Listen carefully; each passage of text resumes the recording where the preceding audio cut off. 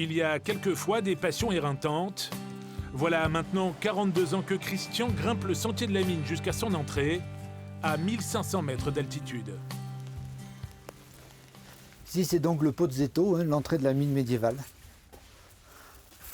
15 km de galerie, riche à l'époque en zinc et surtout en plomb argentifère. La mine n'a plus de secret. Chaque cavité dévoile les différentes techniques de forage, comme celle utilisée il y a 800 ans. C'est la technique de l'abattage par le feu. Ce sont des brasiers qui sont posés contre la roche. On y met le feu et on revient le lendemain taper cette roche qui a été attendrie un petit peu. Elle est devenue friable.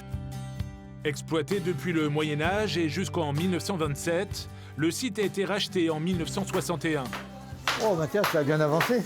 Depuis presque 60 ans, l'association Neige et Merveille propriétaire des lieux organise des chantiers de jeunes bénévoles internationaux pour restaurer ce patrimoine.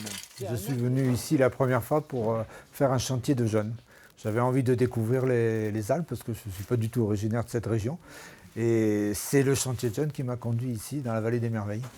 Aujourd'hui, rien n'a changé. Ils sont 24, encadrés par des maçons professionnels. Ils viennent du Mexique, d'Ukraine, de Russie ou d'Espagne. Leur mission, reconstruire 2 piliers pour consolider la mine, 10 jours de boulot et 3 jours de repos. Et tant pis pour le soleil. Tout le monde est vraiment là pour travailler, donc la motivation est vraiment là pour tout le monde et tout le monde coopère vraiment et c'est pas juste là pour faire des vacances et rien faire avec les autres. J'adore. Je suis vraiment bien avec tous ces gens de pays différents. Ce ne serait vraiment pas la même chose si j'étais resté sur un chantier en Espagne. C'est vraiment top. Des travaux pour sécuriser et améliorer l'accessibilité du site afin d'ouvrir 900 mètres de galerie au public. On va pouvoir observer 1000 ans à peu près d'exploitation de la mine, vu que le début de la période médiévale, ça va être le Xe siècle. Ici, on va avoir des vestiges de plus en plus modernes au fur et à mesure du parcours.